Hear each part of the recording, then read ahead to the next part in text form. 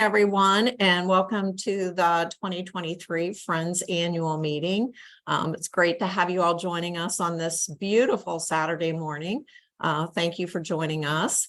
To kick off the meeting, I'd like to introduce those who will be speaking today, and also introduce Courtney Olzak, our Communications and Special Events Coordinator.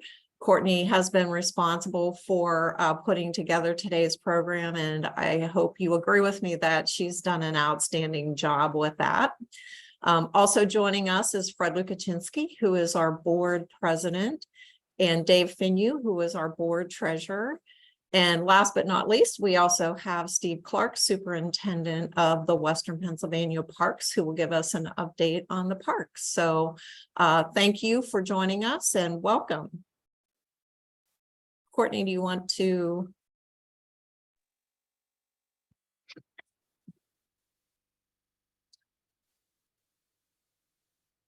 Okay. So our agenda this morning is a video look back at some of the highlights for 2023. Dave Finu, our board treasurer, will give us an update on the audited financial statements. Stephen Clark, as I mentioned, will do an update on the parks. And then Fred will do an update on looking forward and our goals for the future. So with that being said, we'll have Courtney start the video.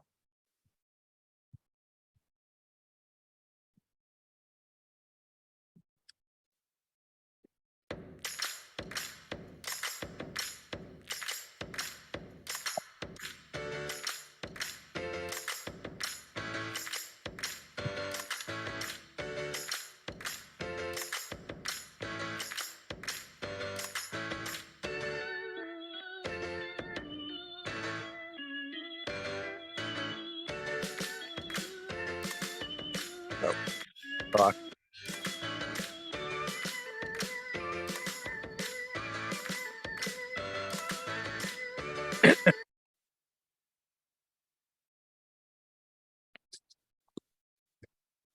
I've been out. Can't keep being with you.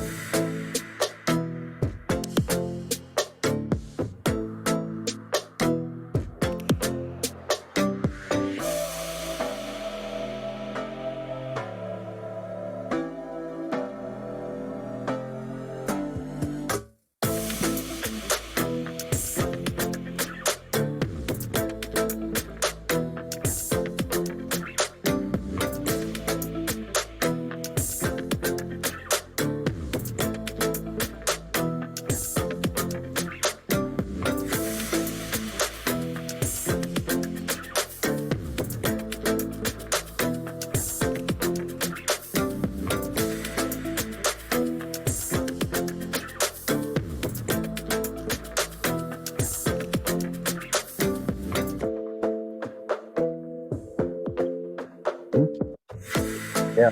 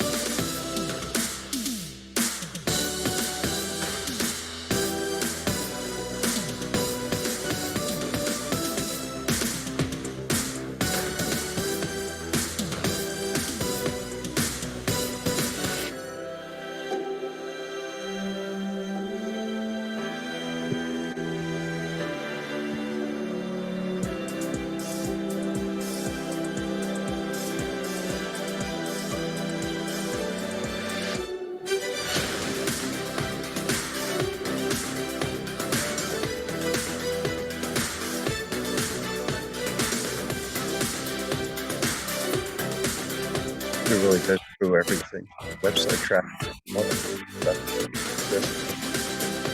So it's really basically the meeting. Yeah.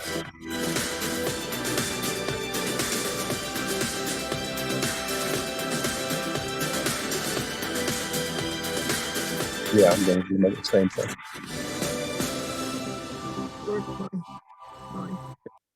I have that pair that I can hear. Okay. I think that's it. And now we'll have, and another great thanks to Courtney. I think that she did a great job of highlighting some of the main points and the successes that we experienced in 2023. And all of that was possible because of all of our partners and donors and volunteers. So thank you all very much. So now we'll have Dave Finu, our board treasurer, talk about our finances. Dave, you're on. Good morning, everybody. Thank you, Donna. That was a great video.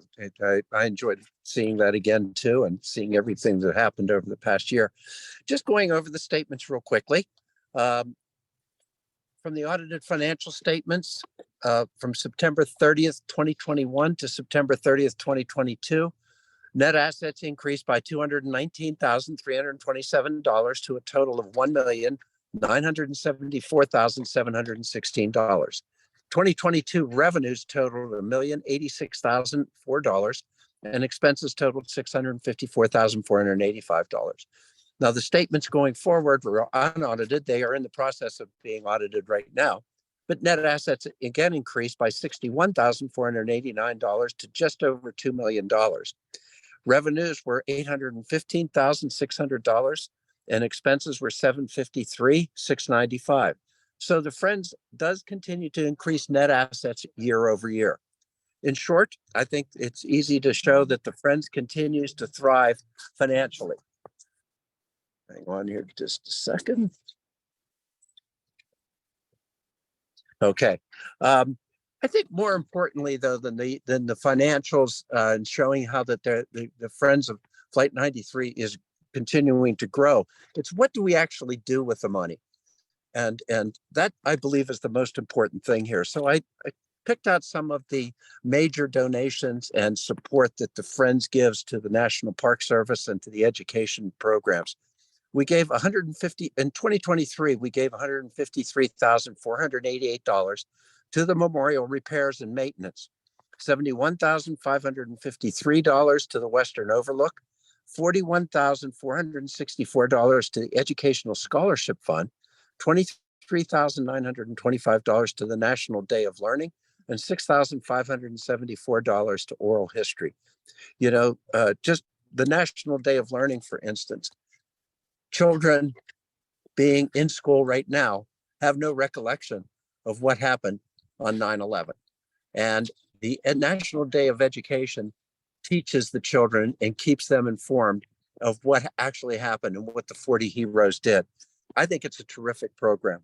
So in summary, 2023, the Friends of Flight 93 delivered $334,514 to aid the National Park Service Flight 93 Memorial, the internet educational programs, and also environmental programs. And then lastly, I might mention none of this, these are all hard dollars. None of this counts, as you saw in the video, all of the volunteer hours that are organized by Donna, by Fred, and the board and staff of Friends of Flight 90. Those are way and above more than the money that is actually given. But we appreciate all the donors, the grants, everything that has been given to the Friends, and you'll pleased to know that we continue to use those funds for the benefit of the Flight 93 Memorial. That's all I have, Donna. Thanks, Dave. Appreciate those, that report. And so up next is Stephen Clark, Superintendent of the Western Pennsylvania Parks, to include Flight 93 National Memorial. Welcome, Steve. Good morning, Donna. Thank you so much for this opportunity, and good morning to everyone, including Dave, who I guess is on the slopes of Seven Springs. Good for you, Dave. I really would like to just take a moment, and Donna alluded to Courtney, as has Dave, and I really want to share just what a delight it is to work with Courtney each and every day. You know, her smile Put this and just stuff her back. attention to detail, and there's no question. Want And to I park know I in can here? speak Park for around a the little bit? entire- Hey, Dave, if you want to go on mute, sir. There you go. Okay, perfect. Thank you, sir.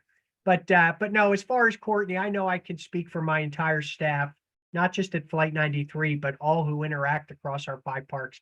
Just what a pleasure it is, and just how blessed we are to have Courtney doing what she does behind the scenes. Again, just wanted to share that sentiment for Courtney. I would say that the Friends of Flight 93, the transformation that I have personally witnessed over my 9 years here has been unbelievable. And it just shows that this organization, your organization, I would put among any in the United States, of over more than 200 friends groups. And what a pleasure it is and an honor to work alongside Donna and Fred and Courtney on a daily basis. But just knowing that the board is there and the members of the Friends of Flight 93 are always there to focus on the mission. And that's one thing Fred continually shares with me as it relates to Steve. We exist to support the 40, to support the mission of the National Park Service. And that's palpable. I mean, each and every day it shows. And, you know, oftentimes superintendents in my world, you know, they look at friends groups as fundraising and focusing on fundraising.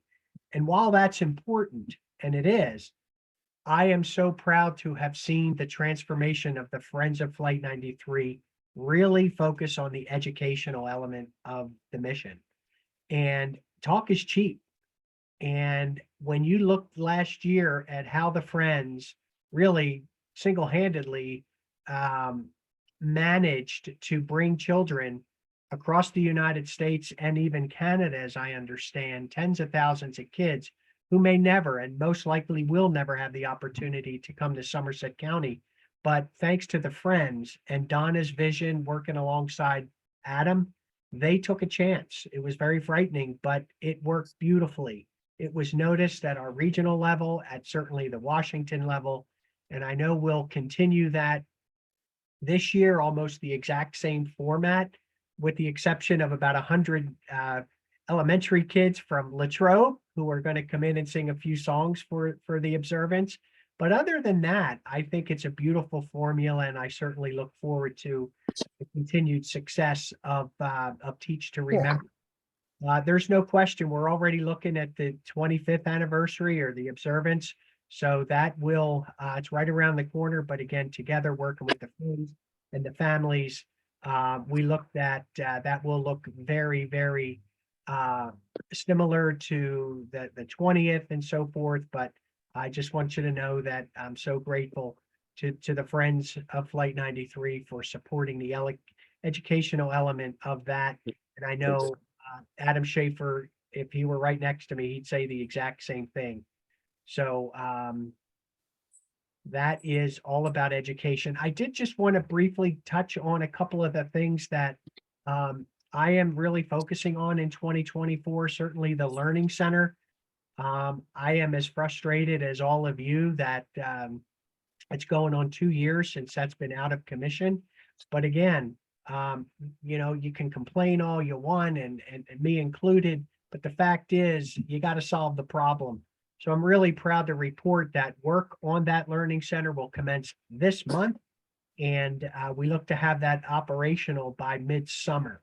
So it's going to be a construction zone for several months, but we're going to have to kind of tolerate that. But most Come back here. I can't hear you when you're We- pointed away from me. we look to have that Sure. structure back in business midsummer, certainly well before If they're open. September 11th. The other thing that I would mention is the flight path.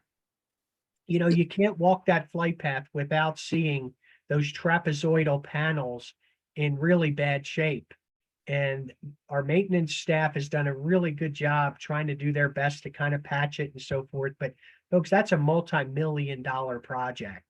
And I look to have that input into the competitive process across the 428 parks, because we have got to fix that, and we will. And I'm focusing on that flight path because basically we're going to have to remove all those trapezoidal panels and replace them. So it's certainly in the queue. Our leadership at the highest levels in Washington are familiar with it. As a matter of fact, very high level individuals, including the comptroller, Jessica Boron, will be here in May. Not necessarily for an operational maintenance evaluation, but just to come up from Washington, very high level individuals, including the deputy directors and others coming up for the day. So this will be an opportunity for them to see themselves some of the issues, I'll put it nicely, the flaws that we have. But again, it's all in the positive spirit of this is what's here. We realize we're one of many other national park units, but I think it's going to really yield excellent results so they can say, hey, Steve, what's going on with this flight path type of thing? And hopefully, again, I'm not trying to manipulate anyone. I'm just looking forward to them seeing for themselves some of the challenges that we have with the flight path and the learning center and so forth. I'm very optimistic about the memorial groves. As you all know, 40 groves of 40, 1,600 trees. And I'm sure many of you have noticed that the further you go down toward the western or from the Western Overlook down toward the Wetlands Bridge, that those trees continue to kind of decline in their survivability, and they just aren't doing as well as those on top. The bottom line here for this forum is that we are aggressively looking at that. We have $400,000 to start the process this year, and the Friends are right there working with foundations to try to support the Park Service. We'll look to put in an irrigation system. We're going to do soil remediation, things of that nature. And then hopefully the Friends can secure significant grants with the proper foundations to help us purchase the trees that we insert back into the earth, so they have a much more higher chance of survival than the way that those trees had been planted in the past. Again, this isn't an indictment on anyone in the past, but we have to look around, figure out what some of our challenges are, and look to rectify those. But again, ladies and gentlemen, if you're not familiar with it, the Friends of Flight 93 are right there in the middle, working with our leadership to support the mission of the Park Service. I would like to mention a little bit about the memorial, the potential of a memorial within the memorial at the Western Overlook at that footprint. I tasked Adam Schaefer to solicit responses from the FBI, the state police, local fire companies, and so forth. And certainly each and every one of you will have the opportunity to provide input for what, if at all, we want to have some type of a memorial at the footprint of the Western Overlook to honor the first responders. So I'm looking forward to that dialogue until we kind of can figure out what the families are looking for, and each and every one of you, our internal Park Service team, and then so many other partners. So look for some movement on that, as well as the 9/11 Trail. Some of you may be familiar with the 9/11 Trail. It's roughly a 1,500-mile alignment that was signed by President Biden back in October of 2021.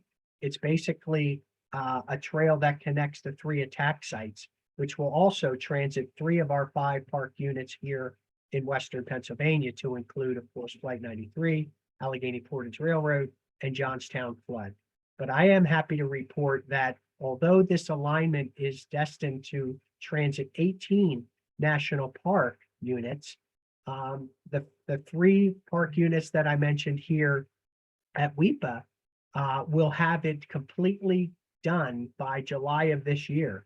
So that will include the compliance, the signage, the bike rack, the benches, and so forth. So can serve as a model for the other parks like Gettysburg and Independence and Delaware Water Gap and Antietam and so forth. So I've been affiliated with that group for about 7 years, And I'm really comfortable and confident that there's going to be significant movement between that alliance and the National Park Service here over the next 12 months. And I just, again, I don't want to monopolize here, but just 5 minutes in closing. I really do. I can't emphasize enough that I don't take for granted the relationship that I personally have now, especially with Fred and Donna and Courtney, those that I work with on a daily, weekly basis, that I don't take that for granted. And a lot of superintendents, there's a lot of animosity, sadly, between their friends group and the park management. And the furthest thing from the truth can't be said here, because it's a team, it's harmony, it's seamless. And I am truly blessed to have that relationship. My entire leadership team, they know it.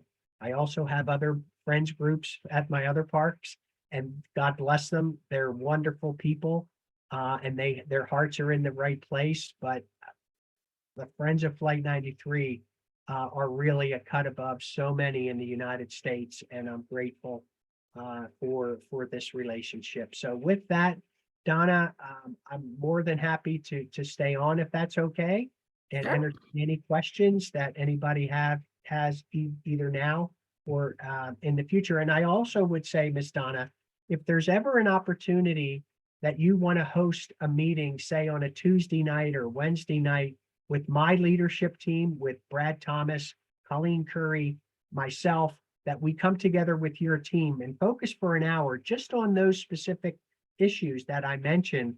My job is to make sure that your friend's organization, this friend's organization, has the opportunity to provide feedback and comments and ask any questions that you may have. And I just offer that at any time during the year. But for today, on this beautiful, gorgeous February morning, thank you again. And again, any questions anybody may have. Thanks again. Thanks, Steve. And so I just ask that you keep your questions. We'll have a question and answer period at the end, which will give you the opportunity to ask any questions. And Steve will get the check in the mail for those nice comments that you made about the friends. We do appreciate the relationship with the Park Service, and hope to continue that relationship for eternity. So with that, we're going to go to Fred Lukachinsky, our board president, and Fred will talk about our plans for the future. Thank you, Donna, and Steve, thank you as well. And I echo everything that you said regarding our partnership. The first day on the job, I told you that the National Park Service was our #1 customer, and that remains true to this day. And then, of course, the people that we serve are in that circle as well. And all of the folks on this call, I can't express to you my thanks enough on this beautiful day as we're experiencing right now. You're making the choice to listen to the important activities and results and future thoughts of this organization. And I can't explain to you, that just tells everybody about you as a person and how you're made and what you're made up of. And I thank you for that, because you're truly special. And I also want to thank our board for their certainly support, their volunteerism, their expertise that they share with us throughout the year. We're very, very grateful and lucky to have them as teammates as well. And when I'm fortunate enough in my career to actually work with people across the world, global, and it always comes back to the type of people that we have involved as a volunteer effort, as members of the Friends, as members of the National Park Service, all the visitors from around the world. It just amazes me that we're all in this for the common good. And it's just a blessing to be in this role. It's a blessing to work with this organization. And two people in particular that make all of the things spin for us are certainly Courtney and Donna. And I want to thank them from the bottom of my heart. And gang, I want you to realize that we are being supported by Donna Gibson, who is one of the most incredible women that I've ever worked with in any capacity in my entire life. And she rightfully is going to be honored very shortly in the next few weeks by the Somerset County Chamber of Commerce as the 2023 Outstanding Person of the Year. So I want to extend my congratulations to you, Donna. And I will just tell you that this is this is just a testament of what you bring to not only the Friends of Flight 93, the national memorial that we so treasure, the country that we serve, and thus the world that we live in. You are an asset, you are a friend, you are a great soul. God bless you, and I thank you. Now, as we look forward to what we are doing at the Friends of Flight 93, we have created an incredible baseline, as you just saw in that video, and it's so exciting. And there's really 3 legs to the stool that we are looking at as we move forward. Now, these aren't the only 3 things, but they're certainly what we consider the 3 strategic priorities that we want to continue to drill into. The first is education, the second is environmental, and third is tourism. And Courtney, if you can go to the next slide, we'll begin speaking about the educational piece. And Steve indicated fundraising, of course, is important. It's the common theme for 2 of our 3 subtenants beneath the educational piece, because we need capital, right? We need capital to move forward with the endeavors that we're visioning. But the first is, we call it the scholarship program. And many of you and myself, originally, when we hear scholarship, we think, oh, we're sending people to college. No. That's not what this isn't university scholarships that we're speaking to. It's bringing people to the site. It's bringing students in particular to the site so that they can tangibly see and touch and smell the beauty of that Flight 93 National Memorial, because that's the mousetrap, gang. It's that beautiful memorial that we have, but we need to assist these folks to get there on site. So that's the first core of our educational tenet. And then you saw the results of our first ever National Day of Learning. 22,000 people were touched. 22,000. We had no idea when we were going into this, the vast impact that we would make in that first year. So when you set your baseline at that level, can you imagine exponential opportunities that we have? And we've covered the majority of our states already in that first year. And we not only want to grow the participation for the existing states, but to continue our outreach into those that haven't joined yet. So the National Day of Learning is a fantastic launching pad to increase the educational outreach that the Friends of Flight 93 have. And then finally, we want to continue to partner with other organizations who want to increase their outreach with education. Think about it. You can have businesses, you can have other nonprofits. There's the sky is the limit. The sky is the limit for their opportunities to increase our educational outreach. And we have a small team, but we're filling up the coffers of the small team. I promise you that. And we have leveraged, I think, wonderful ideas, the ideas that we've had, and maximize them. And that is our commitment going forward, to continue to do that. If we go to the next tenet, Courtney, we'll talk a little bit now about our environmental outreach. Environmental is, of course, extremely important for the Friends of Flight 93 and the National Memorial itself. Now, Steve mentioned the important work that we want to do with the groves and their maintenance. That's one of many areas, but we certainly identify that as an immediate opportunity to increase the welfare and I would just say the go forward benefits that those groves have for the memorial. They need help, and we're here to help them. That too is going to require fundraising. All of these efforts require fundraising, but we're also going to recruit donors and volunteers across the entire country. Anyone that is able to provide a volunteer day or a volunteer hour, they're welcome. And when we were able to organize these, as you saw we did with my home team with the FedEx Day of Caring, people love to come out and show their appreciation to the heroes of Flight 93 first and foremost, because that's why we do this, right? And then secondly, it's it's creating the love of being with one another and the benefit of being part of a community and a team that is moving something forward, showing that the team is better than the individual. And that's what Flight 93 and the Friends of Flight 93 are certainly promoting. So we're excited to recruit donors and volunteers to continue with Days of Caring. And then finally, we want to continue our partnership with the National Park Service to create what we consider an environmental plan, right? We don't want to just go into a year and saying, all right, what is our priority for this year? We want to have a strategic vision so that we can coordinate, just like a company would do, a larger national park or nonprofit organization does. They have strategic outlooks, and we want to incorporate that into our daily work as it relates, to how we build out the environmental plan. So we've done a fantastic job with that in our annual work plans over the last several years. We just signed off on that. All we have to do is put a little bit ink on the paper, and the 2024 annual work plan is finalized. And of course, environmental care is a significant part of that.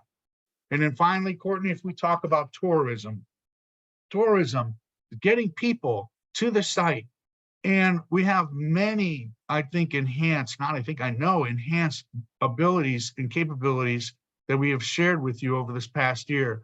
Driving into the site, I live in the western part of the state of Pennsylvania, and coming into the site, I cannot miss the billboards on the turnpike that are beautiful yet simple and just draw so many folks to the memorial itself. And I can't tell you in the workplace how many people stop and say, hey, I saw that billboard. It's fantastic. Where is that at? And that just plants the seeds for people to come and visit the memorial. And we've also had great partnerships with other tourism organizations. And of course, we're increasing our ads. The website that we have is being redesigned. And have you seen, I'm sure you saw during our video, the amount of activity and that what we call the clicks on the website have grown exponentially as well. And we realize that an effective digital capable platform is required in today's world that we live in. So that investment is worth every single penny to make sure that our digital capabilities are strong enough to meet the needs and the demands of our current and future generations.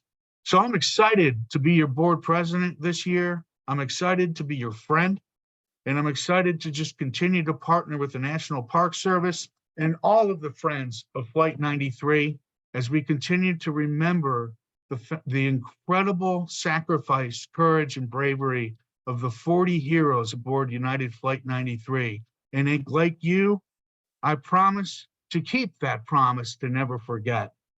Don, I believe we might have some questions now. I'm going to turn it over to you and take us home. Okay, thanks, Fred. And Fred, just before we go into the question and answer period, we just want to thank you for your leadership of the board. Excuse me. Sorry about that. With the strategic vision that guides us on our day-to-day activities, none of that would be possible without your leadership. So thank you so much for all you do. This is a volunteer position and it requires a lot of work. I'm getting all choked up. Oh, So thanks, Fred. do very well. Courtney, any questions from our audience? Not in the moment. Okay. Anybody have any burning questions that you want to ask us? Come on, we didn't do that great of a job with our communication. There's got to be something out there that people want to know. Steve Clark, who's going to win a Super Bowl next Sunday? Well, I can't believe a Philly guy is saying this, but I'm pulling for the 49ers because I am so sick of Patrick Mahomes' face and that stupid team from Kansas City. Does that answer your question, sir? Hope you didn't offend anyone from Kansas City on the call. You speak from the heart. I'm a Philly guy. It's all good. Fantastic. Well, Alright. if there are no other questions, Courtney, we'll give people the rest of their morning back. Oh, We wait, do have we a question. Yeah. Excellent. Let's go. So I Yeah. guess this one is for Steve, and it's an anonymous attendee, wants to know if you can provide an update on the Tower of Voices. Well, I think that where I would start with that would be the actual plantings adjacent in those concentric circles. So the issue we had basically from the outset in 2018 was the significant the runoff coming down from the east on that slope was really coming in and significantly causing mortality to those trees, upwards of 90, mostly of that white pine. So little by little, we have extracted those dead trees, but without question, we are in the process of planning to, number one, replace every single tree, and then obliterate that pathway that goes to, not the walkway, the pathway where maintenance accesses that, and then also obliterate the actual path that people take, that shortcut. So that's always in the forefront of my mind. Again, it's all about competing for funding, but I would say within the next 18 months, that will be completed. As for the tower itself, there's no question that due to the freezing and thawing, water gets in those kind of cross beams and causes kind of that cracking and spalling, if you would. But again, that's also part of the repairs, as well as the cosmetic appearance of those particular beams themselves. One thing I think is really important, remember that we actually invite the public to the chamber to look up at those chimes. And now, thanks to Brad Thomas, our maintenance facilitation manager there, we actually have twice a year for 5 years that Evan, who actually built the chimes, comes to the memorial to actually do a very thorough inspection in the spring and in the fall. So right now in the winter, of course, we have the bicycle rack to prevent people because of the ice falling and the snow and so forth. But that's where we are with the tower. It's one of my favorite sites. I mean, they're all so unique and so special, but that's where we are with the Tower of Voices. Thank you, Steve. Another question we have from Ed Sheehan is, what are the biggest challenges we'll face this year? And I think I can take that one. And I think our biggest challenge is being able to continue to grow our donations, our donor base. As you saw this past year, if you go onto our website and look at our direct mail continues to dwindle. Part of that is because a lot of our donors are passing on. And so part of our plan to get a grant to be able to create and execute on a digital marketing plan is to try to get additional and new donors and new people interested in becoming part of the Friends and part of this memorial, so that we have people contributing and supporting the memorial going forward. So I think in the economy that we're in, it's fundraising has been tough this past year, but we're hopeful that, because of our mission and what we do, that other people will grasp onto that and want to be part of it. And then there's a question, are you people in touch with the Yorktown Club in Manalapan, New Jersey? They never had a Flight 93 walk in several years. David, I am not familiar with that organization. Don't know anything about them having a Flight 93 walk. So if you would want to contact me through email, just contact me and I can make a connection if that seems to be appropriate.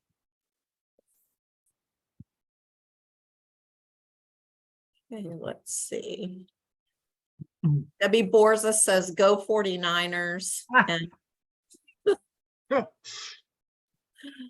Debbie. Incidentally, folks, I'd be remiss if I didn't mention that Debbie is an integral part of that 9/11 National Memorial Trail Board. She spends so much time and effort, and I think, again, in large part to the success of the trail has been thanks to Debbie's just limitless support of that organization. So again, it's all about partnerships. It's all about teamwork for the United States and our country and our people. And in Flight 93's case, it's about the 40. And I cherish Debbie. About this time last year, she and I were on the USS Somerset in the middle of the Pacific. So I just wanted to share that, Deb. You're a dear friend, and God bless you. Amen to that. As was Pat White. He was on the ship too. Well, friends, I think that was all of the questions in chat, Courtney and Donna. Oh, here's one. How far west was the reach of the day of learning, day of education, Donna? I mean, we had California, Deb, and I think that some of that was partly your influence. So we had, I mean, it was like all over. We had 40 states. I would have to go and look at the actual stats for that, but I do remember we had Arizona, we had Utah, we had a lot of Western states, actually, and Midwestern states, which was kind of surprising to me. I think where we missed is some of the eastern border states, but hopefully this year we have some new connections that can help us get into schools all over the United States. And I'd go so far as to say the opportunity is to go global as well. Oh, absolutely. Okay, let's see, anybody else? Okay. Hey, Don, if I could just share, speaking of global, Greg Zaborowski has done several programs for college students in Japan, you know, where Toshiya Kuge and the community where he resided and so forth. And again, the friends have been right there with us. We look to do programs in New Zealand and Germany as well. So that kind of global approach for distance learning, it's right there before us. And again, working hand in hand with the Friends organization, I can see that continually growing, not just for the Day of Learning on September 11th, but really 12 months out of the year. Very exciting. Mhm.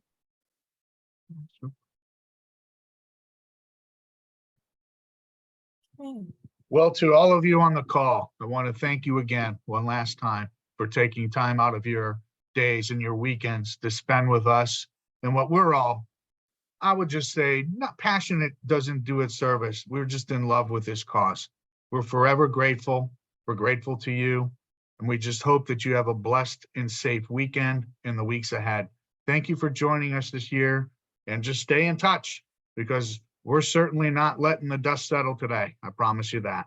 Have a great weekend. Thanks, Thanks. everybody.